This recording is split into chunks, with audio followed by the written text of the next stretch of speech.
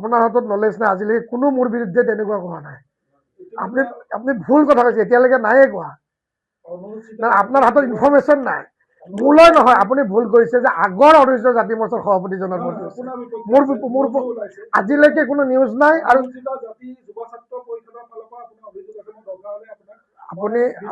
আপুনি প্ৰয়োজন যদি ভাবে দিব, কিন্তু আজিলৈকে নাই। আৰু মই এজন অনুসূচিত জাতিৰ লোক। ইয়াৰ আগতেও মই অনুসূচিত জাতি মৰ্চাৰ পৰা সভাপতি হৈছোঁ। মোৰ স্কুল চাৰ্টিফিকেট, জন্মগত চাৰ্টিফিকেট যি আছে, মই SC লোকৰ হয়ে। মই SC বুলি কেতিয়াও লুকাই থকা নাই। মই SC হয়। এতিয়া কোনোবাই অভিযোগটো যদি কৰিছে, মই কিন্তু আজিলৈকে দেখা নাই বা মোক আজিলৈকে কোৱা নাই। কোনোবাই অভিযোগ আনিব পাৰে, কিন্তু মই দেখা নাই। কিন্তু মই আজিলৈকে নিজে দেখা নাই, বা মোকো তেওঁলোকে কোনো পত্ৰ দিয়া নাই, বা মোৰ লগতো তেওঁলোকে কোনো কথা পতা নাই। যদি ক'ৰবাত ওলাইছে, যদি আপুনি মোক দিব, মই চাই ল'ম, মই কথা বতৰা পাতিম। সেইটো দলে চিন্তা কৰিব, দল আৰু চৰকাৰী। আৰু মোৰ চৰকাৰৰ বৰ ডাঙৰ মুখীয়া পদ নাই, হয় নে নহয়? আৰু আপোনাক ইয়াতে কৈ দিওঁ যে এনেকুৱা কোনো কথা নাই বা সাংবিধানিক লিখিত নাই যে এজন মানুহে দুজন হেৰিত থাকিব নোৱাৰে। সংগঠনৰ দায়িত্বৰ ক্ষেত্ৰত নোৱাৰে। ধৰক এজন মানুহে জিলা সভাপতি হ'ব হৈ আকৌ মণ্ডল সভাপতি হ'ব নোৱাৰে, বা মণ্ডলপতি হৈ সংগঠনৰ দুটা দায়িত্বত থ'ব নোৱাৰে। কিন্তু এটা সংগঠন এটা চৰকাৰী দায়িত্বত থাকিব পাৰে, প্ৰায়বিলাকেই আছে।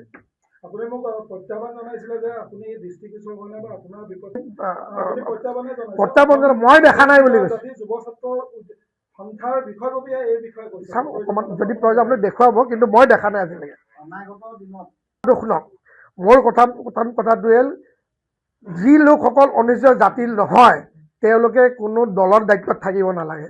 আমিয়ে বিচাৰি আছো তেওঁলোকে কোনো চৰকাৰী পদ ল'ব নালাগে। যদি চিডিউল কাষ্টৰ চৰকাৰী পোষ্ট হয় দেই, মই কোৱা নাই বাকী পোষ্টৰ ক্ষেত্ৰত, সেইটো এটা ডাঙৰ অপৰাধ। সেইটো ডাঙৰ অপৰাধ। সেইটো যোনেই নহওক কিয় তাৰ বিচাৰ হ'ব লাগে, সেইটো মই বাৰ বাৰ কৈছো। কিন্তু আমি অনুসূচিত জাতিৰ লোক, মোৰ চাপকাজ ধুবি, মোৰ অৰিজিনেল ঘৰ শুৱালকুছি, ভাটিপাৰাত ঘৰ। আপোনালোকে যাওক, সেই গাঁৱলৈ যাই ইনকুৱাৰী কৰক মই অনুসূচিত জাতিৰ লোক হয় কি নহয়। মোৰ চাপকাজ কি কয় ধুবি, মোৰ গাঁওখন হ'ল শুৱালকুছি, শুৱালকুছিৰ ভাটিপাৰাত মোৰ ঘৰ। আপোনালোক শুৱালকুছিত তাৰ লোকেল কমিটি আছে, যি জাতি পৰিষদ যি কমিটি আছে, সকলোকে আলোচনা কৰক, তেতিয়ালৈ গম পাই যাব। মোৰো আহ্বান আছে, মোৰো অকল বিজেপি নহয়, চব দললৈ আহ্বান আছে যে যি অনুসূচিত জাতিৰ লোক নহয়, ভুৱা চাৰ্টিফিকেটেৰে কাকো যাতে দলীয় টিকেট আগ নবঢ়ায়, সেইটো মোৰ দাবী আছে। মোৰ দাবী আছে, সেইটো সংগঠনৰ কথা বাদ দিয়ক, আমাৰ সকলোৰে দাবী আছে। কাৰণ আমি SC কিয় ডিপ্ৰাইভ হ'ম? বিনা SCৰ মানুহ এজনক SC টিকেটত আমি কিয় চিটত হেৰি কৰিব দিম? কাৰোবাৰ প্ৰতি যদি অভিযোগ আছে, সেই অভিযোগৰ বিচাৰক। ময়ো বিচাৰোঁ সেই বিচাৰ, আমিও বিচাৰোঁ, ইয়াত বহি থকা চবেই বিচাৰ। কিন্তু মই আপোনাক ইয়াতে কওঁ, আজিলৈকে মই প্ৰথমবাৰ শুনিছোঁ, যদি আছে মোৰ তেনেকুৱা, মোক আপুনি নিউজটো দিব।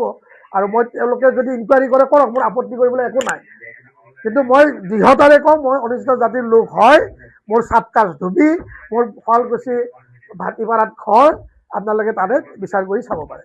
সম্পূৰ্ণ ভুল তথ্য আছে। ক'ৰ পৰা আপুনি মনে সজা কথা লৈ আহিছে নাজানো, বা আপুনি নিগেটিভ মাইণ্ড লৈ প্ৰেছ মিটখনত আহিছে যেন পাইছোঁ। বেয়া নাপাব পত্ৰকাৰ বন্ধু, মই কওঁ শুনক। তেতিয়া আমাৰ ৰাজ্যিকৰ OBC মৰ্চাৰ সভাপতি আছিল বিতুপন ৰায়দাঙীয়া ডাঙৰীয়া, মই আছিলোঁ SC মৰ্চাৰ সভাপতি, অপৰাজিতা ভূঞা আছিলে মহিলা মৰ্চাৰ সভাপতি। আটাইকেইজন সভাপতিক 5জনকে দায়িত্বৰ পৰা চৰকাৰী দায়িত্ব দিছে। তেখেতকো ভাইচ চেয়াৰমেন দিছে, নতুন চৰকাৰে মোকো ভাইচ চেয়াৰমেন দিছে অসম উন্নয়ন নিগমৰ। মই এতিয়াও ভাইচ চেয়াৰমেন, এখেতো ভাইচ চেয়াৰমেন। যেতিয়া আমাৰ 8জন ৰাজ্যিকৰ সভাপতিৰ 7জনকেই বেলেগ দায়িত্ব দিছে, চৰকাৰী দায়িত্ব, আৰু একেলগে তেওঁলোকক পৰা দায়িত্বৰ পৰা চৰকাৰী দায়িত্বলৈ স্থানান্তৰিত কৰিছিল। এইটো আপোনাক ইয়াতে জনাই থওঁ। কাৰণ ৰঞ্জিত দাৰ পিছত ভৱেশ দা আহিছিল, ৰঞ্জিত দা আমাক সভাপতি দিছিলে। যোৱা নিৰ্বাচনত আমি এখেত OBC মৰ্চাৰ সভাপতি আছিলে, মই SC মৰ্চাৰ আছিলোঁ। তাৰপিছত যেতিয়া ভৱেশ দা আহিলে, ভৱেশ দাই দলে আলোচনা কৰি আমাৰ প্ৰায় 7জনকে নহয়, 7জনকে আমাৰ চৰকাৰী দায়িত্ব দিছে, ভাইচ প্ৰেছিডেণ্ট। সেইকাৰণে কৰিছে, অনুসূচিত জাতিৰ লোক নোহোৱাৰ কাৰণে নহয়। আৰু যদি মই অনুসূচিত জাতিৰ লোক নহ'লো হয়, কিয় মোক আকৌ পুনৰবাৰ দলে সভাপতি দিলে? ভিডিঅ' ক্লিপিং দেখাইছে, সঁচা। মই এইমাত্ৰ দেখিছোঁ, আগতে দেখা নাছিলোঁ, যে তেখেতে মুন স্বৰ্ণকাৰ আৰু নৱাৰুণ মেধি মানে নিজেই কৈছে অভিযোগকাৰীয়ে যে নৱাৰুণ মেধি ধুবী সম্প্ৰদায়ৰ লোক। স্পষ্টভাৱে তেখেতে নিজেই কৈছে যে নবায়ন মেধি ধুবী সম্প্ৰদায় হয়, মই ধুবী সম্প্ৰদায় ল'ম, আৰু ধুবীটো SC চাবকাষ্টত আছে, এইটো মইতো কৰা নাই, বা কোনোটো সংগঠনে SC হয় নহয় ডিচাইড নকৰে, সেইটো আমাৰ যি সিদ্ধান্ত আছে, গভৰ্ণমেণ্টৰ যি ৰুল আছে, গভৰ্ণমেণ্টৰ ৰুলৰ মতে হ'ব। আৰু আপুনি চাওক, নেটত মাৰক বা আমাৰ সংবিধানত চাওক, ধুবী হ'ল 16টা চাবকাষ্টৰ ভিতৰত এটা অন্যতম চাবকাষ্ট, আৰু তেওঁ নিজেই কৈছে যে ধুবীৰ নবায়ন মেধি ধুবী সম্প্ৰদায় ল'ম। তেতিয়াহ'লে কথাটো কি বুজায়? ভাৰতীয় জনতা পাৰ্টীৰ মৰ্চাসমূহৰ ভিতৰত অনুসূচিত জাতি মৰ্চা এক অন্যতম মৰ্চা। আমাৰ ইতিমধ্যে 9টা চিট অসমত SC ৰিজাৰ্ভ চিট আছে। সেই চিটকেইটাত অভিয়াছলি SC মানুহৰ লোককেই দলসমূহে প্ৰাৰ্থিত্ব প্ৰদান কৰিব লাগিব। তাৰোপৰি এইটো দলে সিদ্ধান্ত ল'ব। আমাৰ SC মৰ্চা ST মৰ্চা বুলি কোনো কথা নাই। আমাৰ প্ৰতীক চিহ্ন পদুম ফুল, আমি বিচাৰোঁ পদুম ফুল সকলোতে জয়ী হওক, অসমত আকৌ ভাৰতীয় জনতা পাৰ্টীৰ চৰকাৰ হওক, দলে যি সিদ্ধান্ত লয়, যাক প্ৰাৰ্থিত্ব দিয়ে, সেই প্ৰাৰ্থিত্বক আমি সকলোৱে পদুম ফুল হিচাপে আগবঢ়াই লৈ যোৱাৰ দায়িত্ব আমাৰ। যিকোনো খবৰৰ বাবে যোগাযোগ কৰক আমাৰ এই নম্বৰত 9181 307 221।